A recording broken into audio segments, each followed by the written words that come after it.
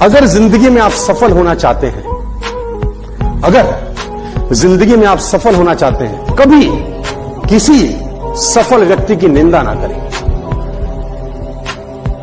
अगर आप जिंदगी में सक्सेसफुल होना चाहते हैं ना, तो कभी किसी सक्सेसफुल आदमी की निंदा मत करना। सक्सेसफुल आदमी की निंदा नहीं हो रही होती, निंदा सफलता की हो रही होती है, और वो सफलता देख रही होती है कि साला निंदनीय काम कर रहा है, इसके पास जाने का कोई अधिकार नहीं।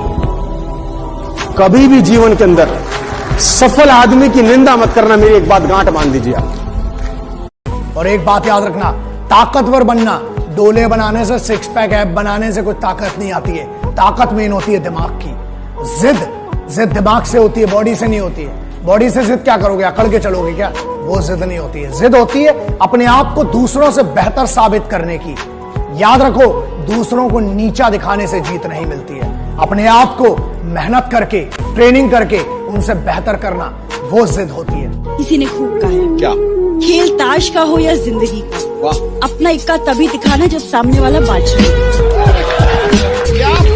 मेरी डेफिनेशन सफलता की ये है कि बाप अपने घर जाए, अपने बच्चों से पूछे कि तुम बड़ा होकर क्या बनना चाहते हो, और बच्चा बाप का नाम ले तो वो सफल है।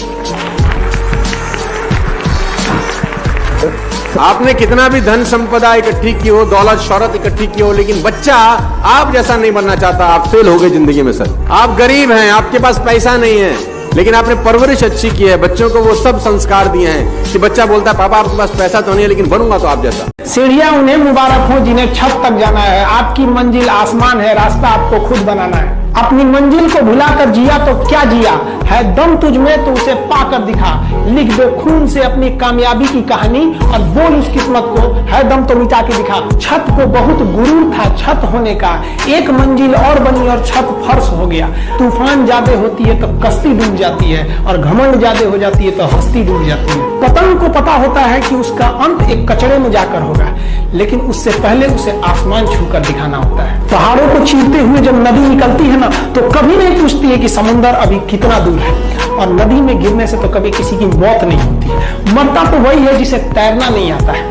मेहनत बता देता है कि परिणाम कैसे मिलेगा, वरना परिणाम तो बताता ही है कि आपका मेहनत कैसा था। जो पानी से नहाएगा वो अपना लिबास बदलेगा, जो पसीने से नहाएगा एक दिन इतिहास बदलेगा। ये जो लोग कहते हैं ना कि sporting spirit, oh no problem, we came here to play, somebody has to win, somebody has to lose। एक मिनट, कुछ नहीं होता ये सब जीतने आते हैं और हार जाते हैं तो बाबा बन जाते हैं।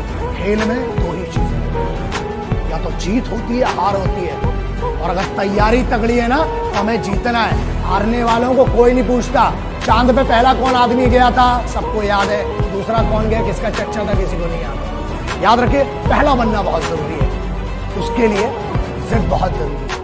जो आदमी तय कर लेता है और उसको अगर पूरा कर लेता है, आत्मवान होने लगता है। कहते हैं वो दुनिया में आत्मवान होता है। और कहते हैं कि जो आदमी मन के साथ जीता है वो साधक नहीं होता। जो आदमी मन के साथ जीता है वो साधक नहीं होता, जो संकल्प के साथ जीता है वो साधक होता है। एक आदमी सूखी रोटी कोर को तोड़ता, यूं लगाता और खाता। रोटी पे कुछ था नहीं, लगाता खाता, लगाता खाता। एक सज्जन उधर से गुजर रहा था, बोला भैया क्या कर रहे हो?